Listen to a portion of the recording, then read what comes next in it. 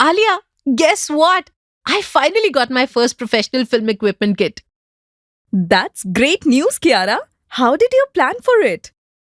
I had been investing in a multi-cap fund over time, keeping this goal in mind. That's the type of fund that invests across companies of different market capitalizations, right? Yes, a multi-cap fund invests across large cap, mid cap, and small cap stocks, with at least 75% in equities and a minimum 25% allocation to each market segment, helping diversify risk and return potential. It sounds like having a planned and disciplined approach could potentially help you work towards your goal. On top of investment की हर जानकारी, progressive and focused है ये extraordinary. An investor education and awareness initiative of Nippon India Mutual Fund.